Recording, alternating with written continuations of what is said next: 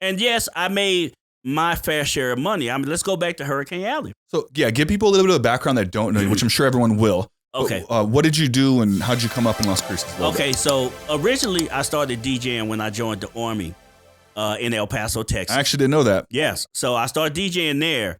So we used to have these barracks parties. I was going to say the Army, you must have been super popular, man. Yeah.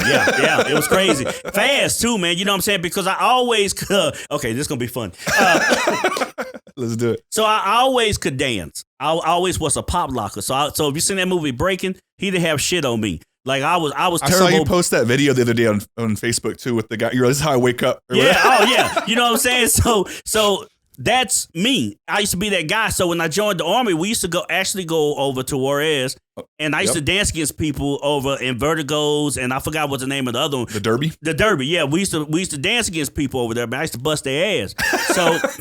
So one day, man, this guy was in the barracks, and he had some turntables from New York. And I was intrigued, and I was like, hey, man, can I play with him? So I'm in there jamming, and I started getting good. It's like I picked it up real quick. And then one day I was doing this party, man, and this officer named Otis, his name was Otis, he walked up to me and said, hey, man, we have a party for our fraternity. Would you want to DJ? And I said, yeah, but my man has to come with me because those are his turntables, you know? Yeah. So we DJed that party, and it just so happened that a dude at that party was JoJo the Hitman McKay. He used to be the night jock at Power 102 in El Paso. Okay. So he said, hey, man, we need to get you up at our station. So I said, all right, cool, I'm down, whatever, blah, blah, blah. So they had a competition on the radio one day saying, man, we got an open spot. We're going to have a competition on the air. Tell us who y'all like the best. So I went in there, man. I let the other DJs go first because I want to hear what they How many would you say? It was about 4. Okay. I think it was about 4 or 5 of us. So I went, I think, third, and I smashed it. So everybody was calling up, voting, oh, man, Black killing it, whatever, blah, blah, blah, A, B, C, and D. And then I ended up getting the position. So I actually started DJing at Power 102. I did all the power jams and all that kind of stuff.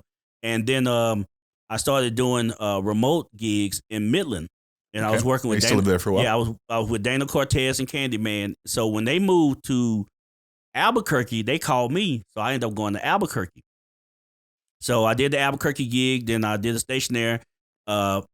Went over to the competitive station because they wanted to pay a little more. There you go. So I did the competitive station, and then one day, man, I got a phone call from Damien and Ernesto because the station up there flipped. So we wasn't the same. They would talk radio, and I'm too country for Albuquerque.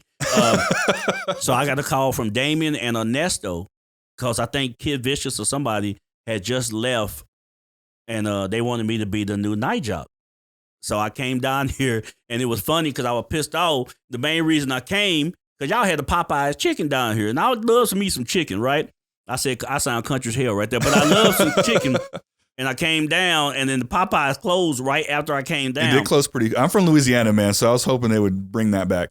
Well, I heard it's coming back. I read something the other day that they're bringing the Popeyes back. I'll believe it when I see it. Along with the Dutch Brothers, and it's supposed to be I did see the Dutch Brothers one. It's supposed to be a whole bunch. So Las Cruces is growing. It is. So I did I started the night show, and I got trained by I don't know if you remember Candy, but she was a weekend jock at Hot 103. So she trained me. So they put me on at night, and it was funny because my first month or so, I had petitions to get me off the air from like citizens. Local citizen. Okay. So this is gonna be juicy.